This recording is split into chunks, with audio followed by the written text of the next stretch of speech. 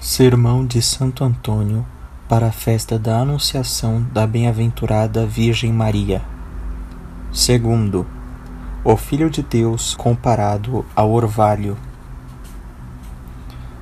Eu serei como o orvalho para Israel, ele florescerá como o lírio, lançará raízes como o cedro do Líbano, estender-se-ão os seus ramos, sua glória será como a oliveira, e o seu perfume como o do Líbano. Oséias 14, 6, 7. Naquele dia, os montes destilarão doçura, e pelas colinas manarão leite e mel. Joel 13, 18. O dia, latim dies, do sânscrito dian, luminosidade, indica o tempo da graça, no qual os montes, isto é, os pregadores, destilarão a doçura da pregação, e as colinas, isto é, aqueles que ouvem os pregadores, abundarão da lei e do mel da encarnação do Senhor.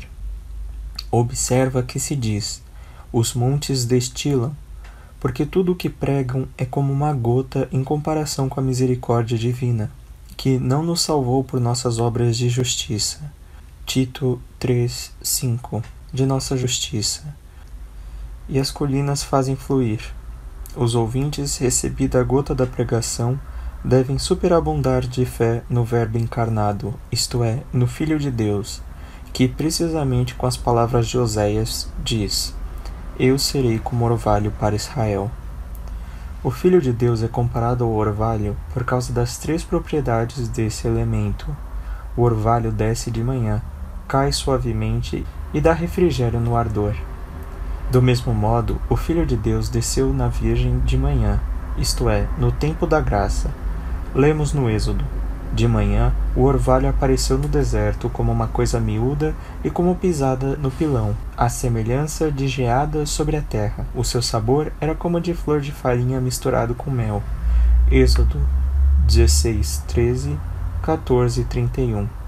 O deserto é figura da bem-aventurada Virgem Maria, de quem diz Isaías: Envia, Senhor, o Cordeiro, para dominar a terra, pela pedra do deserto, isto é, pela bem-aventurada Virgem Maria, ao monte da filha de Sião, Isaías 16, 1, isto é, da igreja que é filha de Sião, quer dizer, da celeste Jerusalém.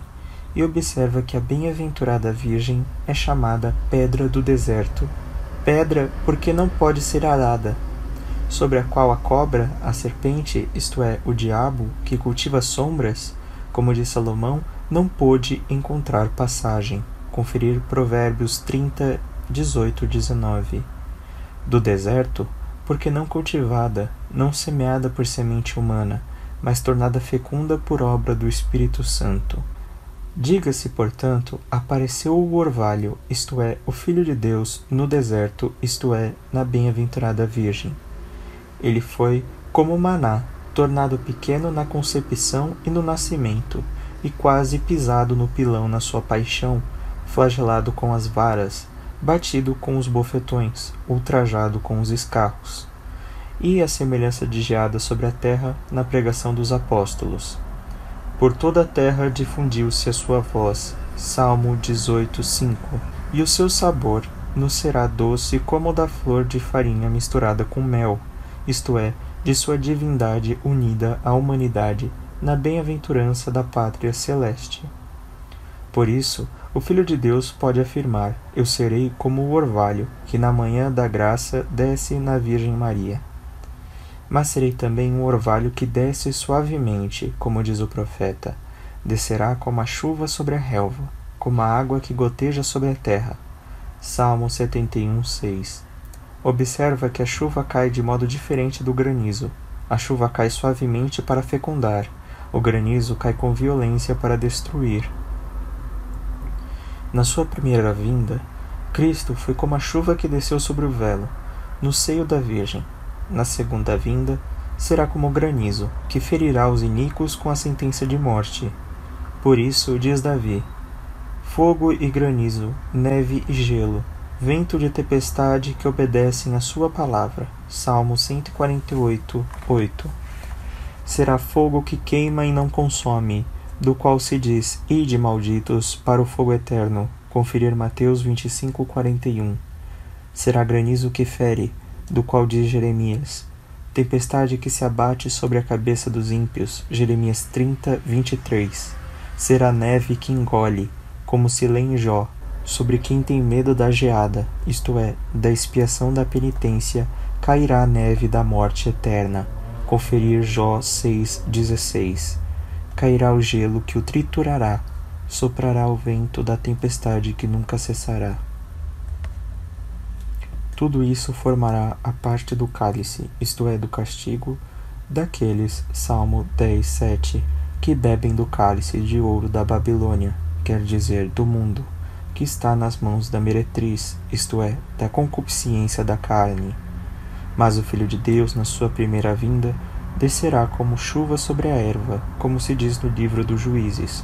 O orvalho desceu sobre o velo de Gedeão. Juízes 6:37-38. E comenta o bem-aventurado Bernardo: o Filho de Deus impregnou de si todo o velo, isto é, a bem-aventurada Virgem Maria, e depois também toda a superfície seca, quer dizer, todo o mundo. Veio, pois, o Filho para fazer uma veste com a lã da ovelhinha, isto é, da Virgem, chamada ovelhinha por sua inocência. Ela é a nossa Raquel, nome que significa precisamente ovelha, que o verdadeiro Jacó encontrou junto ao poço da humildade, como está escrito no Gênesis. Conferir Gênesis 29:10. A ovelha pode representar também Adão, de quem se diz: andei errante como ovelha desgarrada. Salmo 118:176. Na história natural, lemos que se com a lã de uma ovelha dilacerada pelo lobo for confeccionada uma veste, nesta se desenvolvem os vermes, as traças. Assim, da lã de nossa carne, que temos tomado da ovelha, isto é, do nosso progenitor, dilacerado pelo lobo, que é o diabo, nascem os vermes dos instintos naturais, e ela se putrefaz.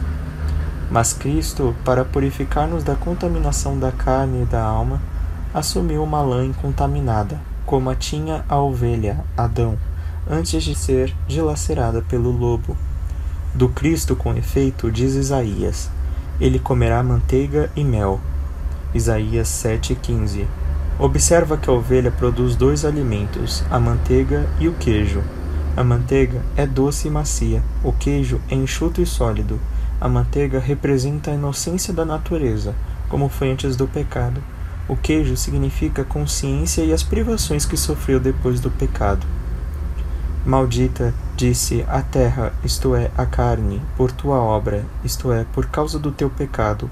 Espinhos e abrolhos, isto é, dores grandes e pequenas, produzirá para ti. Conferir Gênesis 3:17-18.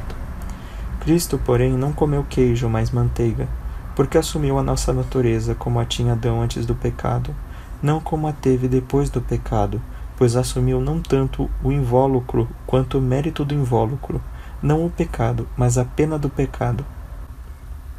Cristo foi também a abelha que paira sobre a flor, isto é, sobre a bem-aventurada Virgem em Nazaré, nome que significa flor.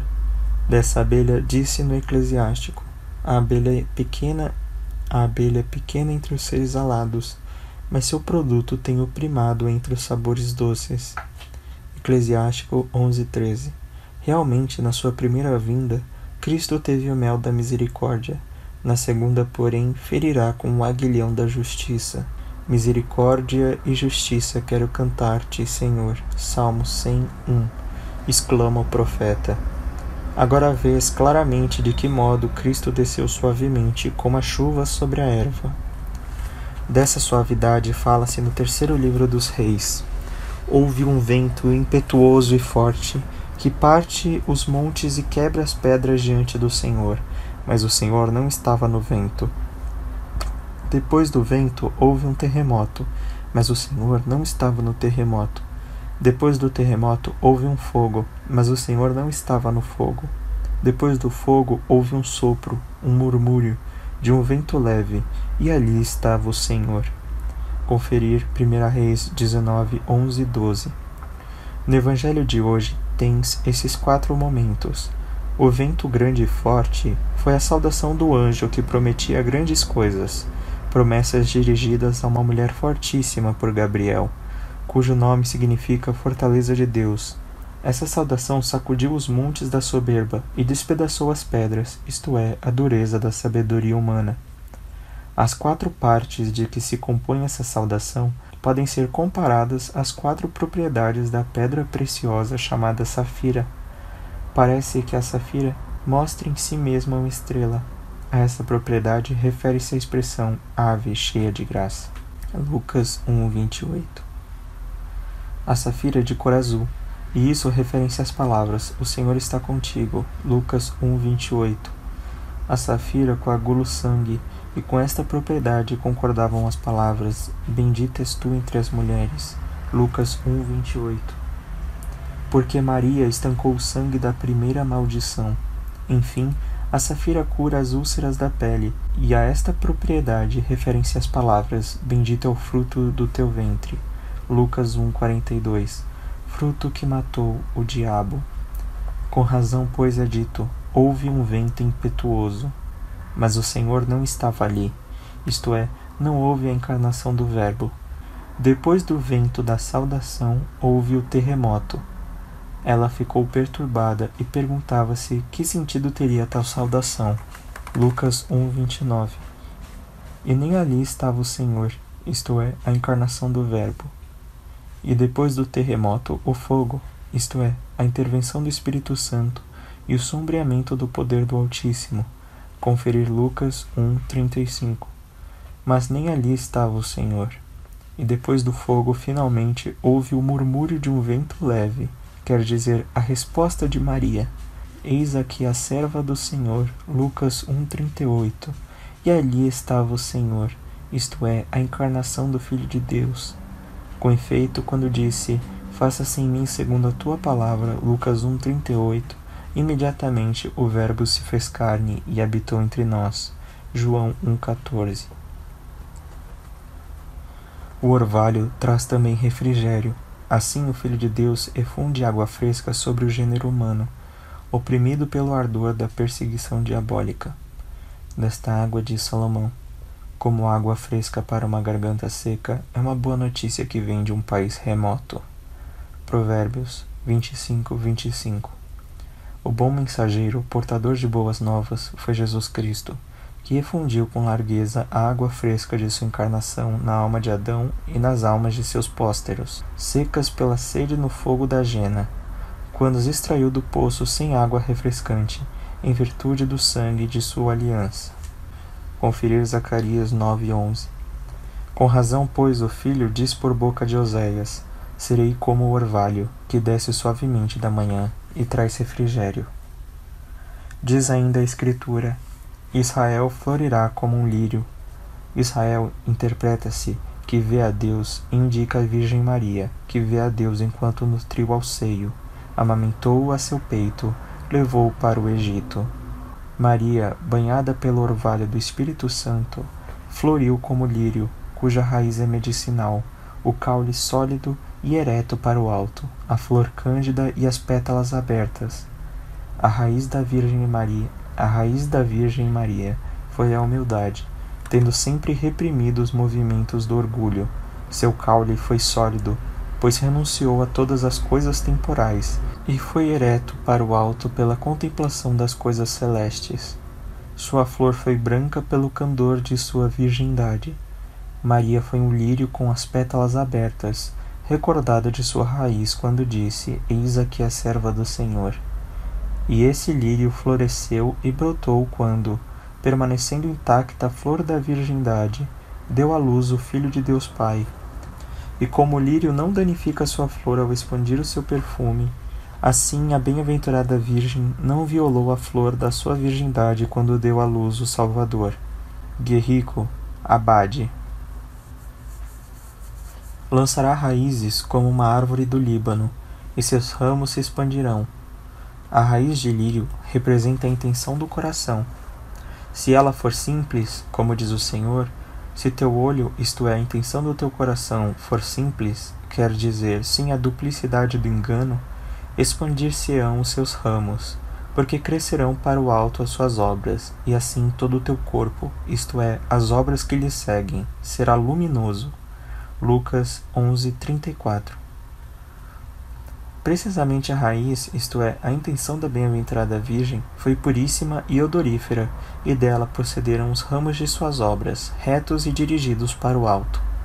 E observava também que a raiz da intenção é chamada do Líbano, porque da pureza da intenção provém o incenso, isto é, o perfume da boa fama. Terá a beleza da oliveira, que é o símbolo da paz e da misericórdia. A bem-aventurada Virgem Maria, nossa medianeira, restabeleceu a paz entre Deus e o pecador. Por isso dela se diz no Gênesis: porei o meu arco sobre as nuvens, e ele será o sinal da aliança entre mim e a terra. Gênesis 9:13. O arco-íris tem duas cores, a cor da água e a cor do fogo. Na água, que nutre todas as coisas, é simbolizada a fecundidade de Maria. No fogo, cuja chama não pode ser ferida pela espada, é indicada sua inviolada virgindade. Esse é o sinal da aliança e da paz entre Deus e o homem pecador. E é também a oliveira da misericórdia. E sobre isso, o bem-aventurado Bernardo diz: ó homem, tu tens um acesso seguro a Deus, porque junto a ele tens a mãe diante do filho e o filho diante do pai. A mãe mostra ao filho o seu peito e o seu seio. O filho mostra ao pai o seu lado e suas feridas. Não haverá, pois, repulsa alguma onde estão juntos tantos sinais de amor. A sua fragrância será como Líbano. Líbano interpreta-se brancura e indica o candor da vida inocente da bem-aventurada Virgem Maria, cujo perfume, difundido em toda parte, devolve a vida aos mortos, o perdão aos desesperados, a graça aos penitentes, a glória aos justos. Pelos méritos e pela intercessão de Maria, o orvalho do Espírito Santo modere os ardores de nossa mente, cancele os nossos pecados, infunda em nós a graça, a fim de merecermos chegar à glória imortal da vida eterna. Nolo conceda aquele que é bendito nos séculos dos séculos. Amém.